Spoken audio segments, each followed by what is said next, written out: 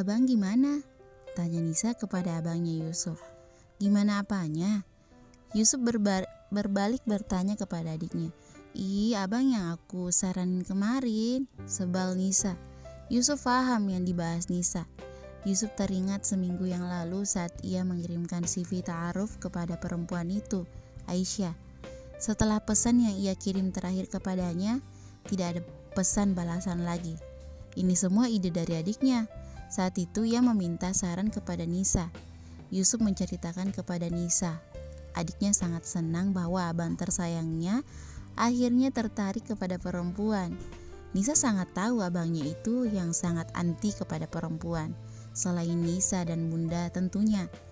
Saat tahu abangnya tertarik kepada Kak Aisyah, Nisa langsung memberikan saran kepada Yusuf untuk ta'aruf dulu dengan Kak Ica. Yusuf langsung menyetujuinya tanpa berpikir 2 kali.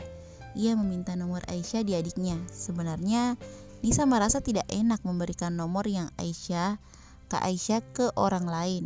Ya meskipun orang lainnya itu abangnya sendiri. Aisyah pernah berpesan kepadanya agar tidak asal memberikan nomornya kepada orang yang tidak dikenalnya. Siapa yang tidak mungkin tertarik kepada perempuan seperti Aisyah? Cantik, subhanallah banget, baik. Jangan diragukan lagi akhlaknya, Masya Allah sekali. Tidak mendapat balasan, ucap Yusuf. Nisa percaya dengan apa yang diucapkan abangnya barusan. Dari penglihatannya Nisa tahu kalau Kak Aisyah tidak menyukai abangnya. Saat melihat abangnya saja, Aisyah sudah seperti melihat hantu, ketakutan. Kalau abang yakin benar-benar ingin memiliki Kak Aisyah, datang ke rumahnya, datang ke orang tuanya, minta restu langsung ke orang tuanya. Lamarlah dia bang. Adik perempuan Yusuf ingin sekali kakaknya bahagia. Sudah cukup Nisa bergantung kepada abangnya. Meskipun ia mengakui dia mungkin saja tidak rela saat abangnya akan lebih perhatian ke perempuan lain. Tapi Nisa tidak ingin egois. Abangnya sudah berkorban banyak untuk dia dan Bunda. Dan Nisa ingin abangnya bahagia dengan perempuan yang Yusuf inginkan. Yusuf termenung mendengar kalimat yang diucapkan adiknya. Adiknya sudah dewasa. Adiknya yang selalu bergantung padanya sudah beranjak dewasa. Nisa sudah bisa menasihati Yusuf dengan begitu bijak. Yusuf merangkul adiknya di pelukannya. "Kamu beneran mau abang melamar dia?" tanya Yusuf. "Abang berhak bahagia. Lalu kalau abang menikah, siapa yang menjaga Bunda dan kamu?" Ini alasan kenapa Yusuf belum juga menikah di usianya yang cukup matang. "Abang akan selalu menjaga aku dan Bunda. Tapi abang juga berhak bahagia. Kebahagiaan kalian, kebahagiaan abang juga." Alasan klise Yusuf bagi Nisa. Adiknya hanya ingin abang tersayangnya itu mencari kebahagiaannya. Usia abang sudah siap untuk menikah. Abang tidak ingin melihat Bunda bahagia. Bunda selalu bercerita kepada aku ingin sekali melihat abang menikah. Usia abang juga sudah sangat matang untuk menikah. Aisyah tidak menyukai abang, jadi mungkin dia bukan jodoh abang. Fokus abang sekarang dan seterusnya adalah membahagiakan kamu dan Bunda, ucap Yusuf dengan menangkup pipi adiknya. Kalau abang beneran suka dengan Kak Aisyah, perjuangin bang. Aku tidak pernah melihat abang tertarik dengan perempuan lain selain Kak Aisyah. Kak Aisyah perempuan baik, dia salihah. Nisa harap abang memikirkan lagi itu. Setelah mengatakan itu kepada Yusuf, Nisa melangkah pergi keluar dari kamar kakaknya. Yusuf bingung dengan dirinya sendiri saat Aisyah sudah tidak membalas pesannya waktu itu. Ya sudah, Yusuf tidak berharap kepada perempuan itu. Ia tidak mau dipusingkan oleh perempuan. Tapi ungkapan dari adiknya tadi membuat Yusuf sadar ia belum membuat bundanya bahagia. Bundanya ingin ia menikah. Yusuf kira dengan selalu bekerja keras ia bisa membahagiakan keluarganya. Apa yang harus Yusuf lakukan? Yusuf masih mengagumi Aisyah. Jelas, hanya perempuan itu yang membuat Yusuf selalu memikirkannya. Ia harus memikirkan ulang. Yusuf ingin bundanya bahagia. Jika bundanya bahagia dengan melihat ia menikah, Yusuf akan melakukannya. Sekitar pukul 4, jam kuliah sudah berakhir. Meskipun aku masih mahasiswa semester awal, tugas kuliah sudah memanggil untuk dikerjakan. Aku sudah sampai di rumah, melemparkan badanku di kasur yang empuk. Capek sehari full berada di kampus. Aku jadi teringat seminggu yang lalu tentang ajakan ta'aruf laki-laki itu. Aku tidak lagi membalas pesannya. Apa-apaan dia tiba-tiba saja mengajakku berta'aruf. Aku belum pernah memikirkan sampai ke sana. Usiaku masih 18 tahun, masih kuliah semester 1. Aku belum kepikiran untuk ke jenjang yang serius. Aku masih ingin lulus kuliah dulu, setelah itu membahagiakan Umi dan Abi. Aku tidak menyukai laki-laki itu sama sekali. Ya, meskipun aku sedikit kagum oleh kerja kerasnya yang diceritakan oleh Nisa kepadaku. Sekarang aku sudah tidak takut saat melihatnya. Karena apa? Ya, karena minggu lalu saat dia tiba-tiba saja mengajakku berta'aruf, laki-laki itu sekarang terlihat menyebalkan bagiku. Astagfirullah. Setelah mandi sore, aku membuka handphone, membaca artikel yang muncul di atas berandaku. Wanita meninggal bunuh diri setelah diputuskan oleh pacarnya. Judul dari artikel yang sedang kubaca. Nauzubillah, miris sekali-kali aku membaca judul artikel itu. Zaman semakin maju, tapi akhlak banyak yang hilang. Pergaulan bebas merajalela. Ini tentu saja bisa menyebabkan kita terjerumus ke jalan yang salah. Zaman makin tapi akhlak sudah hilang. Seperti pacaran salah satunya. Akibat dari pergaulan bebas bisa menyebabkan ingin melakukan perbuatan zina di luar nikah. Dalam hal ini bisa menyebabkan terusaknya iman dan takwa kepada Allah Subhanahu wa taala. Pacaran bisa mendekatkan dari perbuatan persinahan, seperti halnya zina pikiran, zina perasaan, zina hati, zina mata, zina pandangan, zina tangan.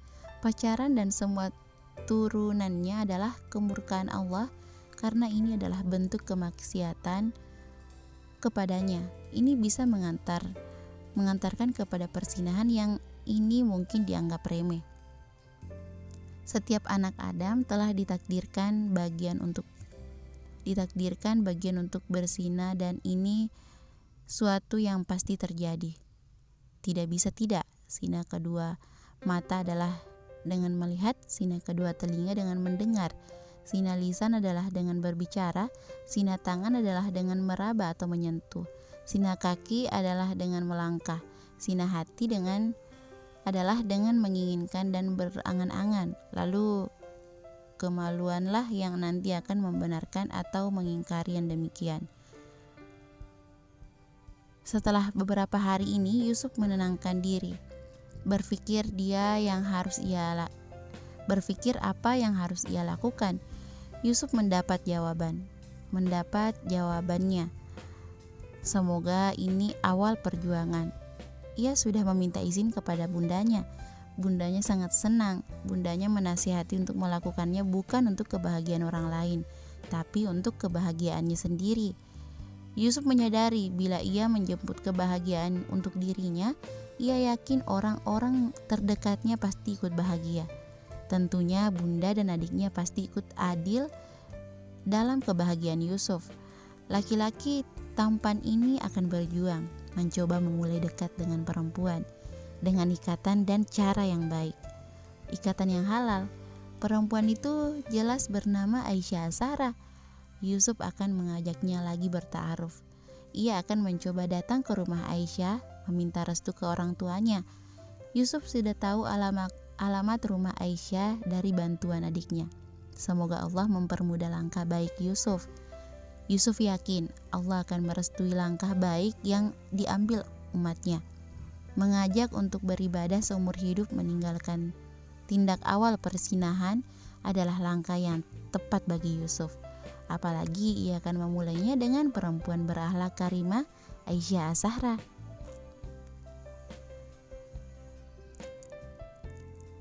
Cuaca di kota Surabaya ini sedang panas-panasnya, 36 Celcius, tapi tidak membakar semangat setiap orang yang menjalani kehidupannya.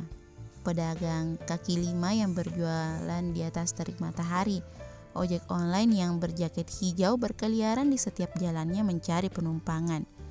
Aku sekarang sedang di bis umum sendirian. Selepas pulang dari kampus, sebenarnya Maira tidak tega denganku saat aku pulang sendiri. Dia ada urusan mendadak, jadi dia tidak bisa pulang bersamaku. Maira menawarkan pulang bersama dengan sopirnya, tapi aku menolak karena aku mau ke toko buku dulu. Bis umum di Surabaya sangat nyaman, tidak berdesakan, dan alhamdulillah ber-AC tentunya. Naiknya juga gratis, hanya digantikan dengan membawa botol plastik untuk membayarnya. Meminimalisir sampah plastik di kotaku.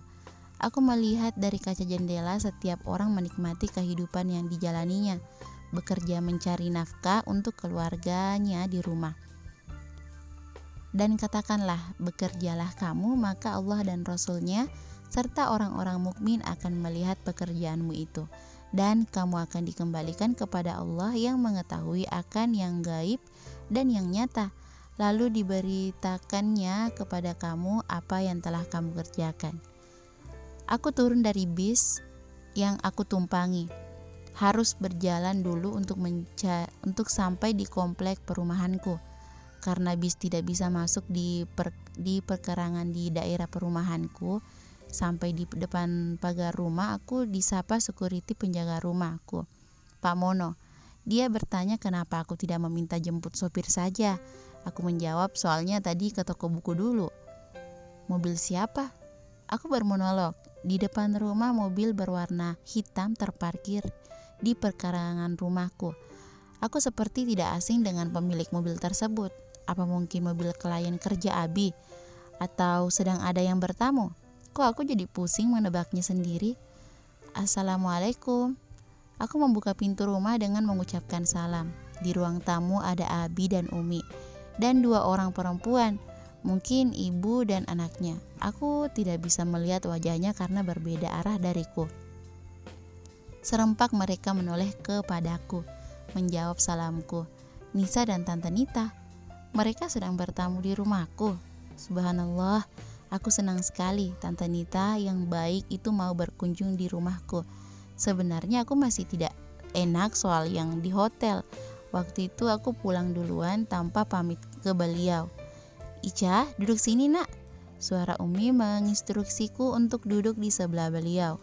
Aku duduk di sebelah Umi dan Abi. Kenapa wajah kedua orang tuaku terlihat serius sekali? Maaf, tadi ada pihak perusahaan menelpon saya. Suara laki-laki berdiri tegap, itu Yusuf. Kenapa dia ada di sini juga? Laki-laki berwajah Arab Indonesia itu sibuk dengan berkas-berkasnya. Namun pikiran laki-laki itu berkelana di mana-mana. Orang yang melihatnya pasti mengira fokus kepada pekerjaannya. Ia tidak bisa fokus mengerjakan tugasnya dengan baik. Dihentikan pekerjaan lelaki tampan itu kembali memikirkan hal yang akhir-akhir ini mengganggu konsentrasinya. Keputusannya sudah benar. Ia tidak mungkin salah mengambil keputusan. Ia berdiri dari kursi kebesarannya, melangkahkan kakinya keluar dari ruang kerja. Ia harus pulang memutuskan hal ini. Segera mengatakan kepada bundanya. Sesampainya di rumah, Nita, Bunda Yusuf sedang menonton acara di televisi. Ia harus berbicara lagi ke bundanya. Kau sudah pulang nak? Iya ini masih jam 3 sore. Biasanya kamu pulangnya sekitar jam 5. Tanya Bunda Yusuf. Bun, ada yang Yusuf ingin bicarakan. Yusuf tidak menjawab pertanyaan bundanya. Ia langsung to the point. Tentang? Tanya bunda. Bunda ridhoi Yusuf untuk meminang Aisyah. Bundanya sedikit terkejut. Ia tidak menyangka anaknya ingin serius menikah dengan Aisyah. Jelas ia sangat merestui, apalagi yang akan menjadi menantunya, perempuan seperti Aisyah, perempuan cantik, bertutur kata lembut nan salihah. Kamu kapan mau melamarnya? Sekarang bunda, Yusuf tidak ingin menundanya lagi. Di waktu sore seperti ini, mendadak sekali Yusuf ingin segera melamar Aisyah. Ia tidak ingin menundanya terus-menerus. Kamu serius? Ini masih sore, bunda belum mempersiapkan apa-apa. Tidak ada yang perlu dipersiapkan, bun. Yusuf sudah siap. Nisa, di mana kita harus berangkat ke rumah Aisyah sekarang? Nisa sedang membeli makanan di depan rumah. Ya sudah, bunda siap-siap dulu.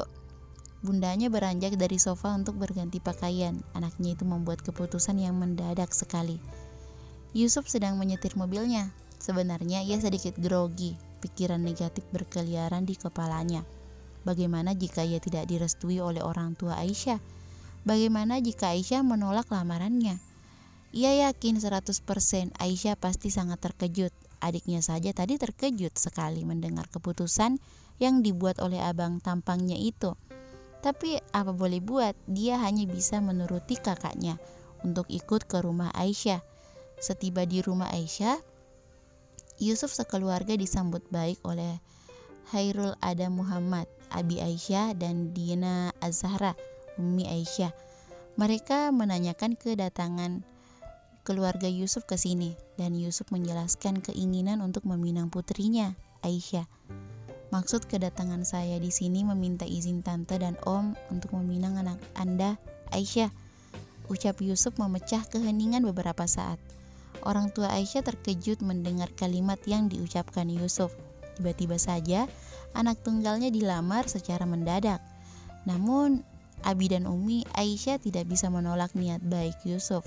Apalagi ia tahu Yusuf mempunyai agama yang cukup baik. Tapi orang tua Aisyah tidak berhak memutuskan keputusan yang penting ini. Adam dan Dina harus menanyakan langsung ke putrinya, apa Aisyah bersedia menerima lamaran dari Yusuf. Saya cukup tidak menyangka putri kami masih 18 tahun, tapi saya juga tidak berhak untuk menolak lamaran dari Nak Yusuf, ucap Abi Aisyah. Umur Aisyah masih 18 tahun. Yusuf tidak menyangka berbanding jauh dengannya yang sudah 2 tahun lagi menginjak kepala 3. Bukannya jodoh tidak mengenal usia, batin Yusuf. Dan berarti juga lebih tua adiknya dibanding Aisyah.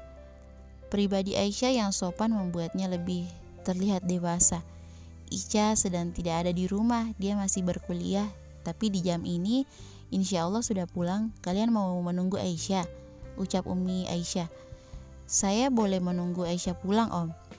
Baiklah kalau begitu, mari dimakan dulu, ucap Abi sambil menawarkan makanan di meja makan.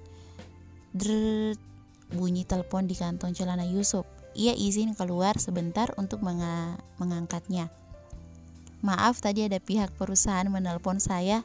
Suara laki-laki berdiri tegap. Itu Yusuf. Kenapa dia ada di sini juga?